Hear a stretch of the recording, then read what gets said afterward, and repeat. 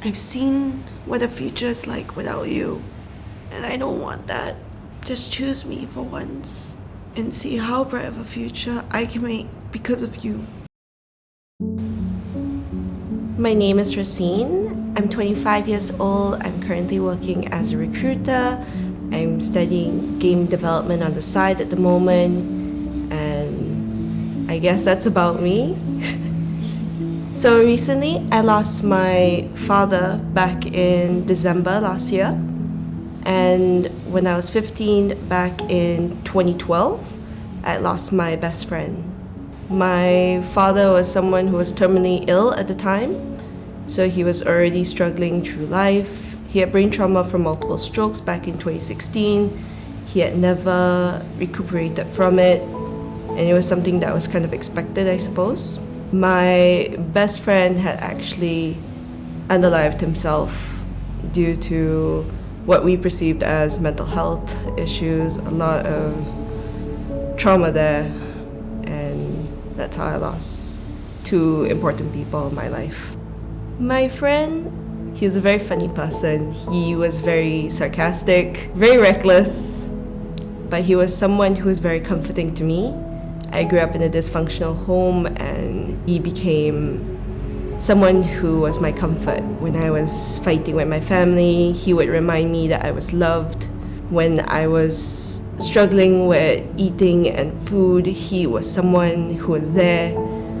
When I was being bullied back in school, he was my only friend. And I think of him as someone who's inspired me from that point, since we met when I was 10. And even after he's long gone, he still continues to inspire me to become who I want to be and not what's expected of me. So my friend basically took the opportunity where no one was home, and he decided that that was the time to kind of tie a rope to his fan and decide to say goodbye. He left a lot of letters, and I think it was something he had planned for a long time. Our group of friends at the time were quite dysfunctional, to be fair.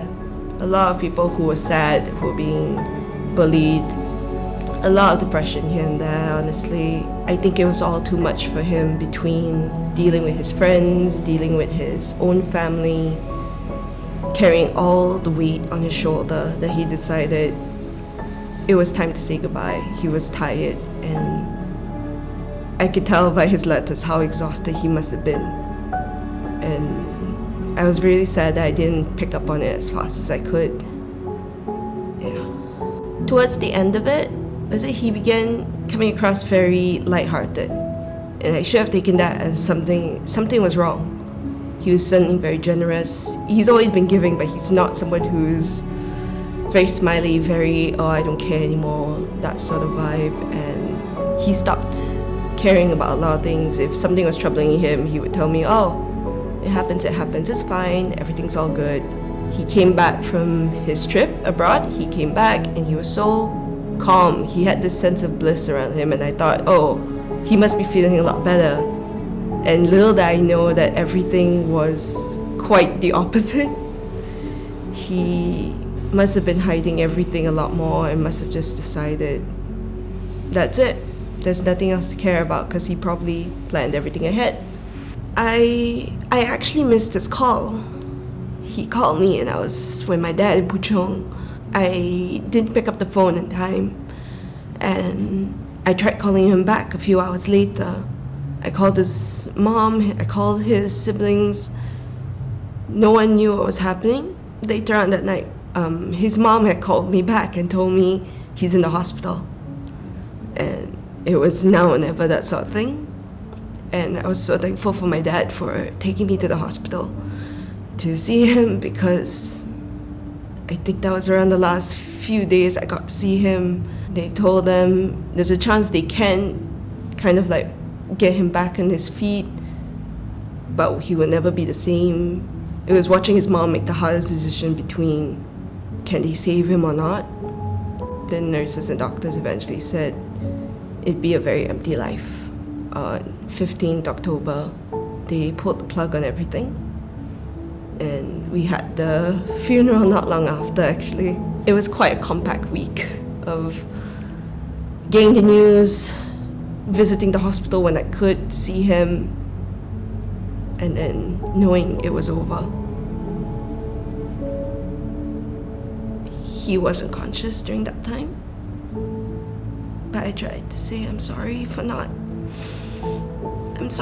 seeing his pain. I'm sorry for not realizing how much pain he was in, for sharing so much about my own issues and not realizing how much he was crying for help at the same time.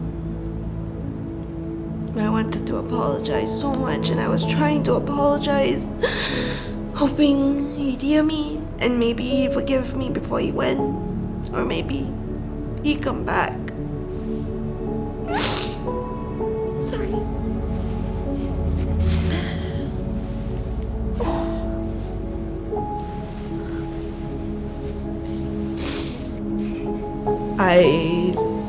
I lived in denial for about 3 years.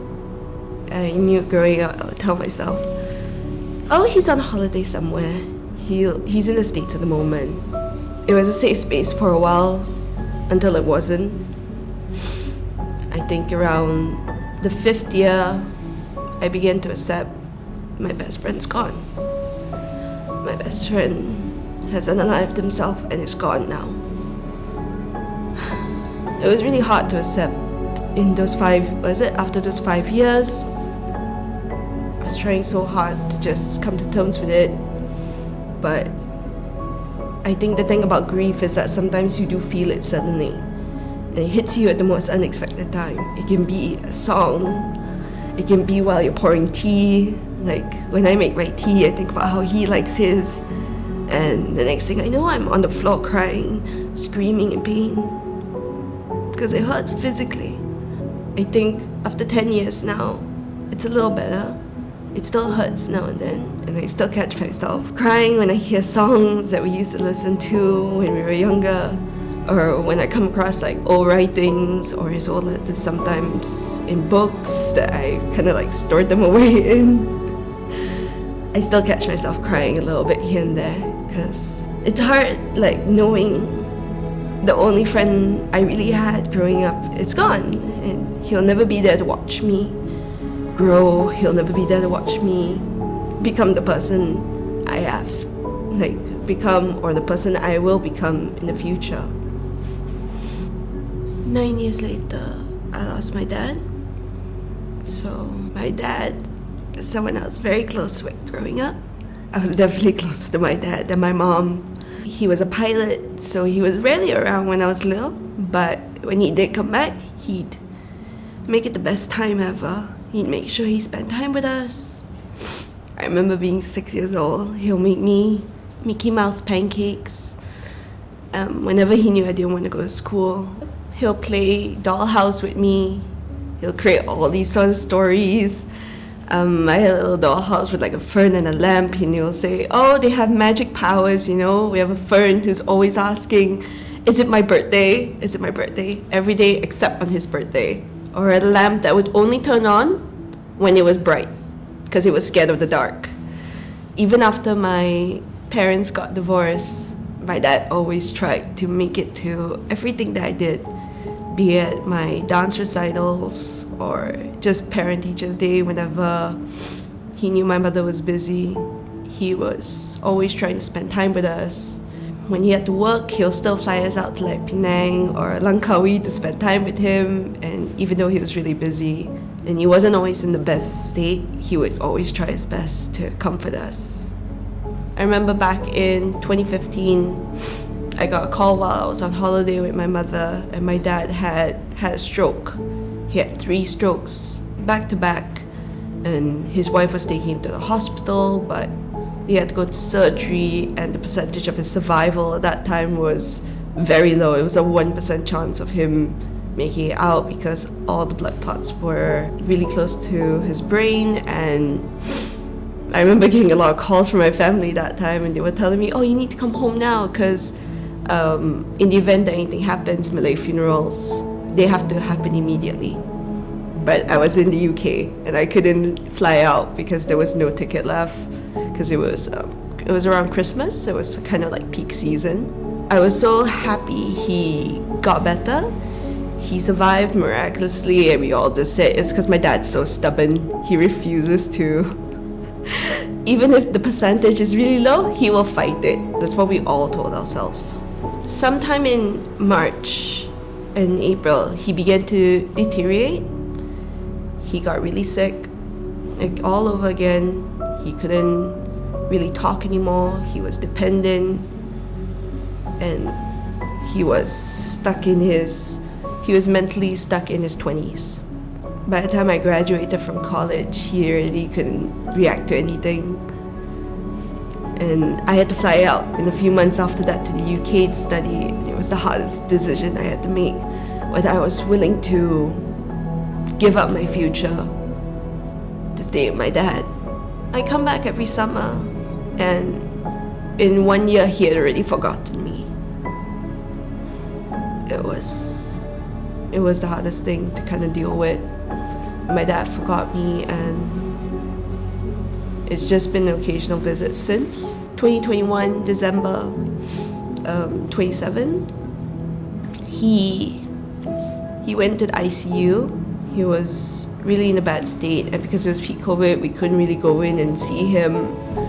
And around 7 p.m, I got the call from the hospital that my father had passed. I was holding a plate at the time, and my cousin just luckily caught it in time, because I was really just letting everything go, and I was just screaming on the stairs. Because it was something I mentally prepared myself for, but it's not easy to hear the news like, oh, your father has passed. I think one of the few things that I wish I could have done was, my dad was an alcoholic. I think I would have begged him a lot more to stop, to please put the balls down, because I've seen what the future is like without you, and I don't want that. I want my father at my graduation. I want my father to see how well I've done, because everything in my life I've done, education-wise, career-wise, to constantly persevere is because of him. And I want to make him proud, and I want to show him that there's something meaningful in his life. Everything that I am is because I inherited his stubbornness, his desire to prove everyone wrong. And I wish he could just see what became of me. And I want to tell him, please just stay. Don't choose the alcohol. Choose me. Just choose me for once. And see how bright of a future I can make because of you.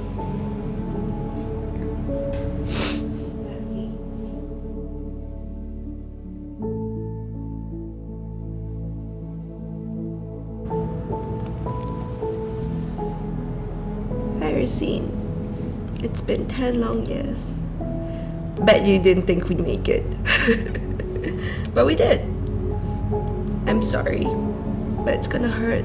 And it's gonna hurt for a long, long time. But trust me, you'll be okay. Even if you don't feel like you'll be okay, you'll grow and you become a voice for people. You'll push for mental health and grievance awareness everywhere you go. You'll feel the pain when you see his old photos, the right things you did together, all from before. But trust me, it'll motivate you to pursue your passions. Danny is finally at peace.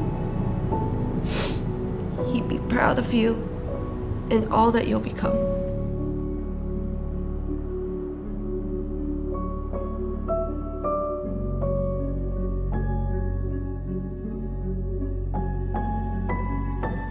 Grief is an everlasting process. It's not something that will end just expectedly.